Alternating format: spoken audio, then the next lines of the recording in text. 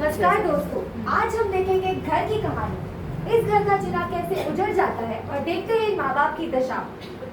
मेरा बेटा, मेरा बच्चा, एक माँ से उसका सब कुछ क्यों छीन लिया भगवान। खुद को संभालो, वो एक अच्छा लड़का था, कोई बुरी आदत नहीं थी उसे। आजकल के लड़के पता नहीं सिगरेट विगरेट पीते भी होते या नहीं। हाँ ना, शराब भी इतनी अचानक मौत बिना किसी वजह। चुप रहो, मेरा बेटा शराब को हाथ भी नहीं लगाता था, ना स्मोकिंग ना ड्रिंकिंग, फिर भी वो चला गया। उसकी बीमारियां बढ़ते जा रही थी, कभी थकान तो कभी कमजोरी, कॉलेज की छुट्टियां भी बढ़ते जा रही थी। उसकी सांस जल्दी फूल जाती थी, मुझे क्या पता था कि ये बीमारी बोल रही थी। मैंने उससे कहा थकना नॉर्मल है, थोड़ा ज्यादा सो जाया कर, सब ठीक हो जाएगा। डॉक्टर के पास ले जाने का समय हम कभी निकाल ही नहीं पाए। मेरी छोटी भाई की मौत देखे मैं तो पूरी तरह टूट ही चुकी हूँ। आज मैं ये प्रण लेती हूँ कि मैं एक डॉक्टर बनूंगी और हर एक इंसान का इलाज करूंगी, ताकि किसी परिवार को इससे गुजरना ना पड़े। वो चीख नहीं रहा था, बस धीरे धीरे मदद मांग रहा था और हम समझ ही नहीं पाए। अगर उसकी कोई गलती नहीं थी फिर भी ये हुआ, तो ये मेरे किन पापों की सजा है। तो देखा आप लोगों ने, इस बच्चे की अचानक मृत्यु हो जाने की वजह से इस घर की सारी खुशियां उजड़ गई है। आखिर कौन सी है ये बीमारी, जानने से पहले देखते हैं एक और घर की कहानी। अरे वाह, पंडित जी ने इनके शादी में कोई दोष नहीं दिखाया है, मानो इनके सारे गुण एक दूसरे से मेल खाते हैं। आओ बेटा। दादा, अरे पैर क्या पड़ रहे हो, गले मिलो गले। छोटे की शादी पक्की हो गई, इससे सुनकर मुझे बहुत खुशी हुई। पर ये कुंडली मुहूर्त सब होता रहेगा। मेरी डॉक्टर वाली सोच कहती है हमें ब्लड टेस्ट करा लेना चाहिए। आजकल हीमोफीलिया, थैलेसीमिया ऐसी बीमारियां बढ़ रही है दादा। काय थाला थाली लावून ठेवले नुसतं। अरे मेरे माँ बाप ने कराए थे क्या ये टेस्ट? मैं अपने बच्चों के क्यों कराऊं? इनकी कुंडली मेल खाई है, उतना तो काफी है ना। अरे पर दादा, अरे चुप। पंडित जी की बात मानकर मुहूर्त पर शहनाइयां तो बजी, लेकिन छोटे भाई की दी गई चेतावनी को नजरअंदाज कर दिया।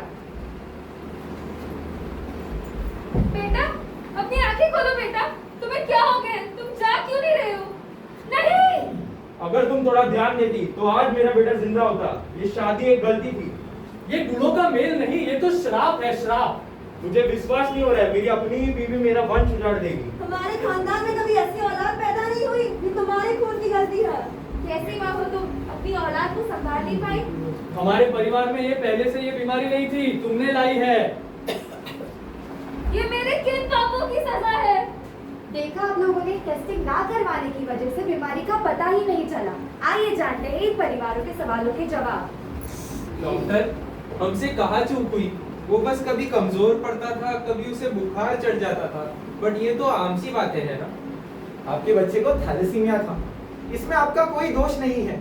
आप बस वो लक्षण नहीं पहचान पाए। अक्सर थैलेसीमिया बिना शोर मचाए शुरू होता है। उसे भूख नहीं लगती थी, वो पढ़ते पढ़ते थक जाता था। हमने कहा बच्चा है, संभल जाएगा।